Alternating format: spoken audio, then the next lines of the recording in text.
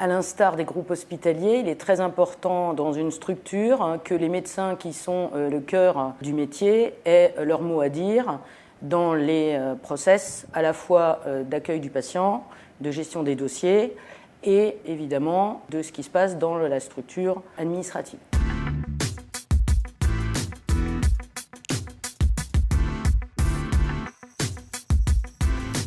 Alors aujourd'hui, on est à Paris, au siège social, et en fait, nous allons avoir une réunion cet après-midi avec des médecins. À l'instar des groupes hospitaliers, il est très important dans une structure que les médecins qui sont le cœur du métier aient leur mot à dire dans les process à la fois d'accueil du patient, de gestion des dossiers et évidemment de ce qui se passe dans la structure administrative. Le comité médical consultatif, il a à peu près 1 an. Nous sommes 12 médecins représentant l'ensemble des chefs de centre de Point Vision. Le but de ce comité, c'est surtout porter en fait des projets médicaux innovants, essayer aussi de faire remonter des volontés et des problématiques de terrain. C'est une plus-value importante parce que ça nous permet de gérer des problématiques qui, si on s'était fait de façon individuelle, je pense qu'on serait beaucoup moins efficace.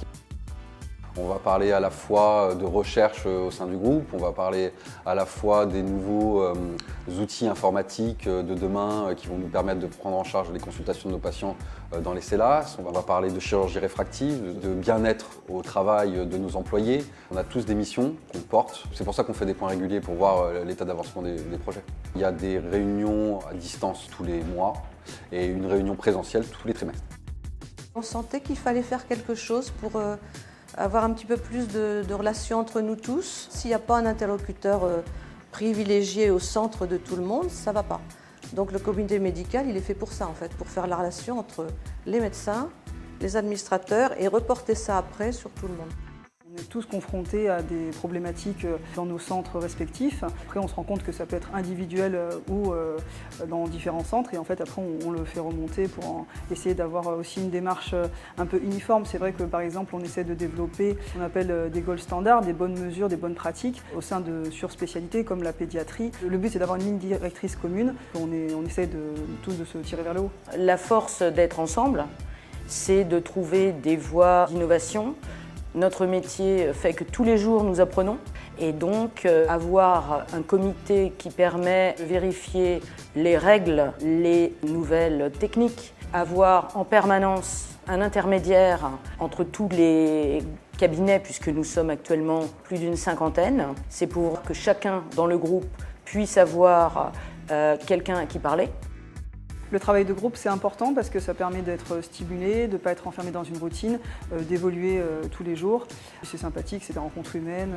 Pour moi, en tant que médecin senior, ça me donne tout à fait un dynamisme pour continuer, pour avoir une très très bonne connexion avec tous les gens qui participent à ce comité, mais aussi tous ceux qui sont dans l'équipe Point Vision en général.